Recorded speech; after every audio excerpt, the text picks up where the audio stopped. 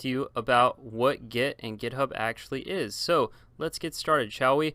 Now, Git is a version control system, and that may just sound like a fancy word for you, so I want to talk about what a version control system actually is, and we will use an essay for college as an example. So let's say that you're writing out your final essay and you want to make sure that this thing is pristine, clean, 100% perfect.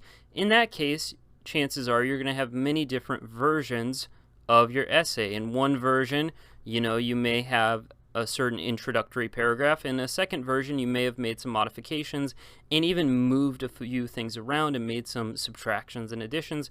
And in a third version, you may have changed some other things. And so, in other words, you have now a problem, which is that you have to keep track of all of these different versions. And it happens that this is a very popular problem in software development.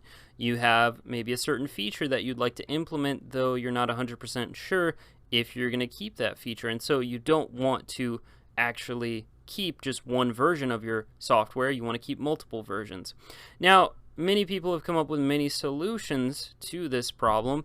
And one of the first solutions to this problem was to essentially locally store it on the machine. Now, local storage means that you have your project and you have different versions of that project stored away in separate folders or separate directories. And I bet that there are a number of different software engineers throughout the world that would not care to admit that they participated in this shenanigans. But instead of doing it this way, eventually, people improved on this idea and they started storing different versions of the project on a local database.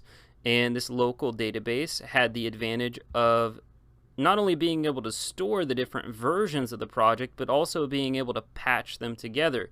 Meaning that if you decided to, for example, add a search query feature to your software, you could actually combine that feature that you added on one version of your project to another version of your project. And so you could patch them together to end up with a sort of master project, if you will.